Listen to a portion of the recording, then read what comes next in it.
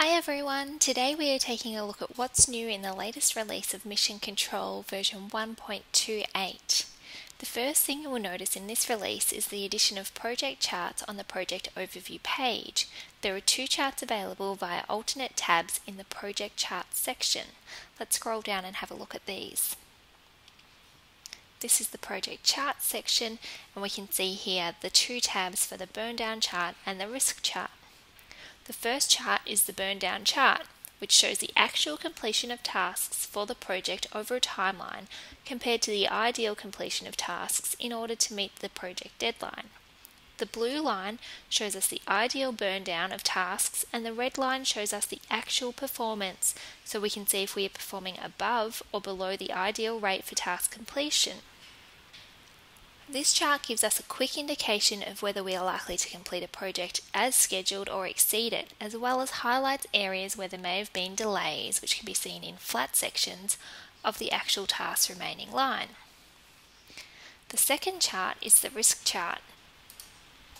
The risk chart plots any recorded risks for a project by probability and impact, and uses a colour system for identifying low probability and impact risks versus high probability or impact risks. Note that in order for risks to appear on the matrix, they need to have values in the probability and impact fields of the individual risk records. We are very excited about the inclusion of project charts in Mission Control and welcome your feedback on this feature. But next, let's take a look at the Action Notification Alert email. This feature sends an email alert to the owner of an action when an action that action is dependent on gets marked as complete.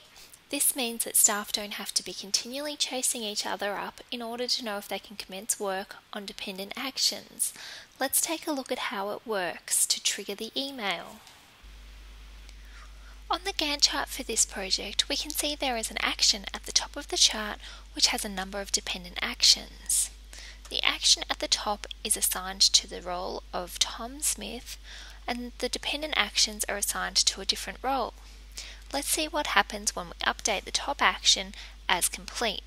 We can do this by scrolling further down on the project overview page and clicking Edit next to the action. Now we're just going to change the status of the action to complete and click Save. This will trigger the action notification email to go to the owner of the dependent actions. Let's take a look at what this looks like. Here's the action notification email, which has been sent to Emma, the owner of the dependent actions, advising her that the actions are now ready to be completed as the parent action is complete. Please note that action notification emails will need to be activated for each role by ticking the Receive Action Notifications checkbox on the role records. Once activated, action notification emails can be disabled via the Project Automation section of the Mission Control console. The next item in this release is the Gantt chart enhancement. The Gantt chart has been enhanced to improve the extended columns functionality. You'll notice firstly that the Extend Columns button has been removed from the top of the Gantt chart, and instead you can simply select and drag to extend your columns. The Export to PDF option has also been enhanced so that these extended columns come through to the exported PDF of the Gantt chart as follows.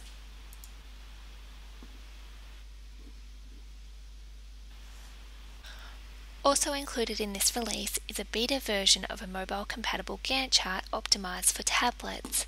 Here's an example of how the Gantt chart appears on a tablet.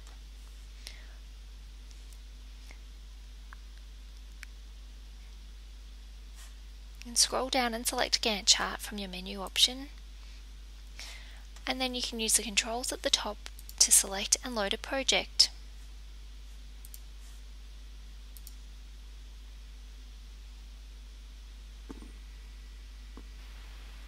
Next, let's take a look at the time logger enhancements. We've made changes to both the browser version and the Salesforce 1 version of the time loggers.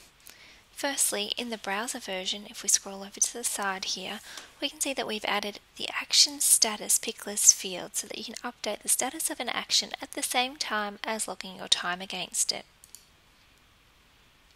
Underneath, in the Hours field, we have removed the time slider so that you can simply enter in the hours for each action. For the Salesforce 1 version of the time logger, we have also updated this feature to include the action status update field, and in this instance we have increased the size of the time slider panel for ease of use.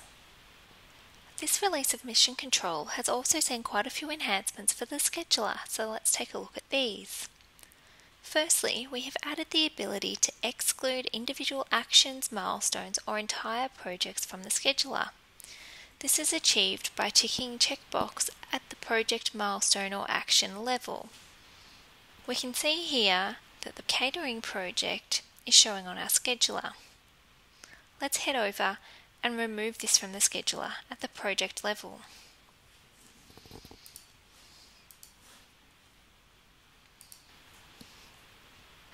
To do this, we've simply opened up the project, and now we're going to tick the Exclude from Scheduler checkbox and click Save. Ticking this checkbox at the project level automatically excludes all related milestones and actions from the scheduler also. If you would just like to exclude particular actions or milestones, you can do this at the individual action or milestone level.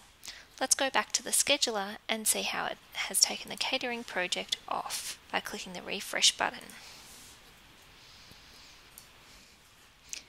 We can see now that the catering project has been removed from the scheduler.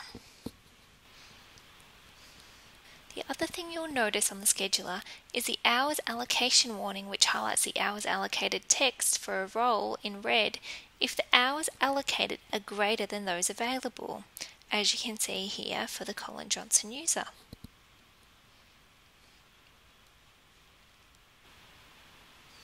Because we love to make things easy to use, we have also added in the ability to jump to an action record directly from the scheduler, simply by double-clicking on the action like this.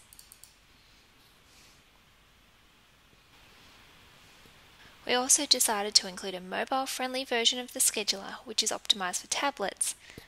Let's have a look at how this one looks also. You can access the mobile version of the scheduler by going to the navigation panel and scrolling down to the scheduler option. This will open up the scheduler page as follows, where you can apply filters to projects, teams and skills as usual when using the scheduler. Further to this, we have also adjusted the timesheet permissions so that any user is able to tick the Action Complete checkbox against an action from the timesheet page. Back on the Mission Control console page, you'll notice that we've made some changes to the project automation section. Apart from the addition of the Disable the Automatic Notifications for Dependent Actions option, you can see here that we've also provided descriptions of each setting to help you identify exactly what each setting does. We've now covered all of the updates for Mission Control, and we hope that you found this webinar very helpful, and we look forward to hearing anyone's feedback on each of the new enhancements. Thank you.